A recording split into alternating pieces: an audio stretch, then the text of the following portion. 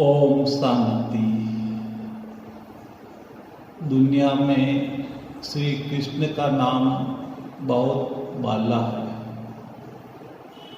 लेकिन उनके माँ बाप का नाम इतना बाला नहीं है। इसका क्या कारण है? जबकि लौकिक दुनिया में हम देखते हैं किसी माँ बाप की संतान अच्छी पद पोस्ट पर होती है तो उनके पिता का भी नाम बाला होता है। कहते हैं कि भाई आपके पिता बहुत अच्छे थे, जिसके कारण आप इतनी ऊंची पद पोस्ट पर पहुंचे। इसमें माँ बाप का बहुत बड़ा हाथ भी होता है। यहाँ विरोधाभास देखने को मिलती है कि श्री कृष्ण जो प्रिंस है तो जरूर वो किसी ऊंच परिवार में, राजा महाराजा के परिवार में पैदा हुआ होगा, तो उसका भी नाम बाला होना चाहिए। परंतु क्यों नहीं है माँ बाप का नाम? ये समझने की बात है, गुह्य रहस्य है। हम जानते हैं कि श्री कृष्ण की आत्मा इस सृष्टि में सबसे नंबर 1 सतो प्रधानता के हिसाब से भी हाईएस्ट और कर्मातीत नंबर 1 आत्मा थी। और उस आत्मा को जो जन्म देने वाले माँ बाप होते हैं, उन माँ बाप का जन्म योग बल से नहीं होता है। योग बल से पैदा होने वाली पहली संतान श्री कृष्ण, फिर इसके बाद सब नंबरवार आते हैं। लेकिन श्री कृष्ण के जन्म से पहले और उनके माँ बाप वो योग बल से जन्म नहीं लेते। ये समझने की बात है।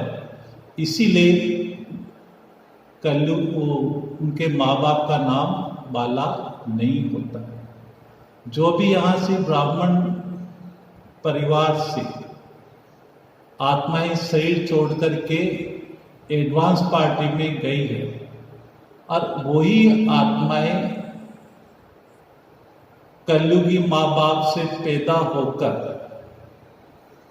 उनका तन भले पतित है लेकिन आत्मा पवित्र है, और उस पवित्र आत्मा के वाइब्रेशंस उनके तन को, उनके प्रकृति के 5 तत्वों को पावन करते रहते हैं। तो वो जो पतित तन भी भले होता है, लेकिन धीरे धीरे वो योग बल से वो तन भी पावन बन जाता है। यहाँ पावन का अर्थ ये होता है कि उसमें पतित पने का अंश समाप्त हो जाता है। लेकिन जैसे सतयुग में पावन तन होता है, ऐसे वो पावन तन उस रूप में नहीं होता है, लेकिन पावन अवश्य होता है। तो उनका तन भी पावन हो गया और आत्मा तो है ही पावन। अब ऐसे माँ बाप ऐसी आत्मा को, श्री कृष्ण जैसी आत्मा को अपने योग बल के द्वारा वो जन्म देते। इससे पहले जो उनके माँ बाप होते हैं तो उनकी तन को पवित्र बनाने में उस आत्मा का योगदान तो होता ही है,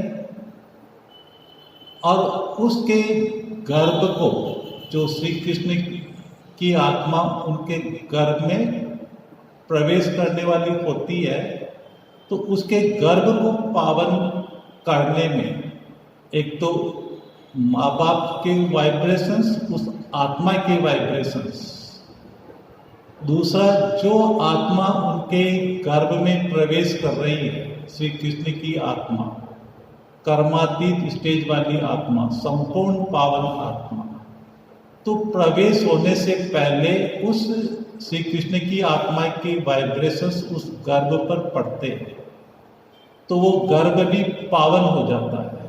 तो उसके वाइब्रेशंस उसकी गर्भ को पावन बनाते हैं, माँ बाप के वाइब्रेशंस गर्भ को पावन बनाते हैं। और थोड़ी बहुत जो कमी रह जाती है, क्योंकि अभी संगम युग चल रहा है, परमात्मा का पार्ट चल रहा है, तो परमात्मा के वाइब्रेशंस उस गर्भ को पावन करते हैं। इस तरह से श्री कृष्ण का गर्भ तैयार होता है और वहीं से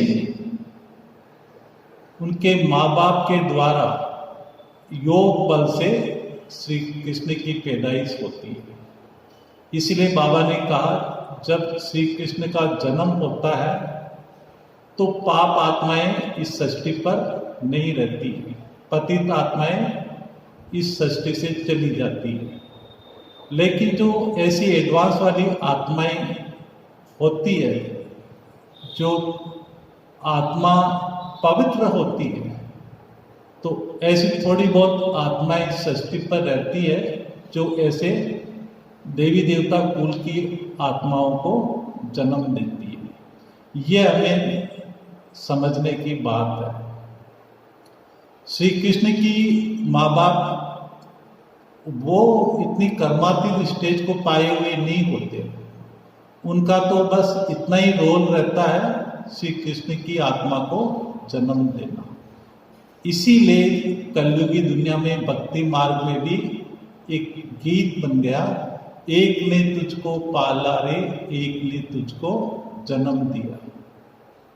तो जन्म देने वाले वासुदेव जी कहलाए और उनकी पालना करने वाले नंद बाबा कहलाए। इसी तरह दुनिया में भी यह गीत बना हुआ है।